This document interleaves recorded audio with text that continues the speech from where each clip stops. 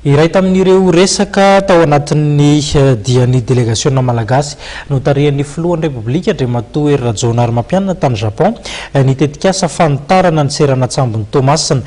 tombanana hanomboka ny volana Martsa amin'ny taona ho avy ny taona 2022 ny asa ary raha ny fanamariana dia ho atao raitra tokoa izany fanitarana izany io moa ny fanazavana noentin'ny tale général ny SPAT momba azy ity.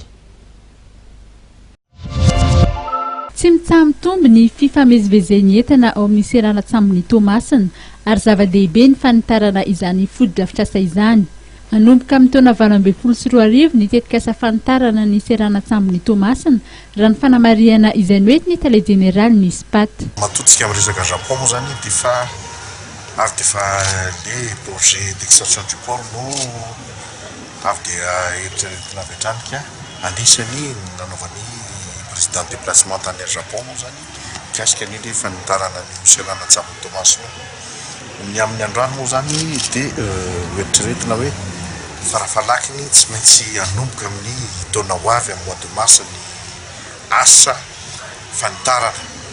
zay fanomboany moa zany amin'ny eritaona zay zany hoe amin'ny 2018 fa ho eritreretisika ho vitaina lizy any amin'ny 2025 any ny tokony havitanany asa rehetrarehetra hoe ny 500 isanjato ny teti-bola ilaina amin'ny fanitarana ny seran'Atsambo dia fampidrambam-bola avy amin'ny japonais. Hatramina zaontsika fahaleovan-tena zany tsy mbola nisy vola be nampitrosaina firenena anankiray atsika anamboarana infrastructure mihoatra n'ilay vola io. Raha ny total ny ataoko hoe ny vola olanina amin'ilay fanamboarana an'ilay asa moa zany au total amin'ny 638 millions de dollars eo. C'est 630 millions de dollars zay nefa ny tsika fanjakana gasy mba anatin'izay ihany koa mba hoe misy participation antsika ao zany hoe raha ataony katikady zany dia hoe 65% io zany ny fanampiana avy amin'ny gouvernement japonais zany hoe vola hotrosaina izy io zany dia tsy maintsy ho aloha zay 65% zay zany eo amin'ny 411 millions de dollars eo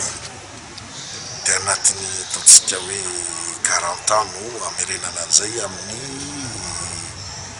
ataoko hoe tena mirary mihitsy dia anatin'izay ihany koa nefa ny 35% izy io zany dia tsika fanjakana malagasy miantsoka an'izy. Ankoatra ny tetikasa fanitarana ny seran'Atsambo dia tetikasa lehibe mahakasika ny faritra Atsinanana ihany koa ny tetikasa fametrahana autoroute mampitohy Antananarivo sy Tomasina izay everina fa tokony hanomboka amin'ny taona ho avy ihany koa ary isy fiantraikany eo amin'ny fampandrosoana ara-toe-karena.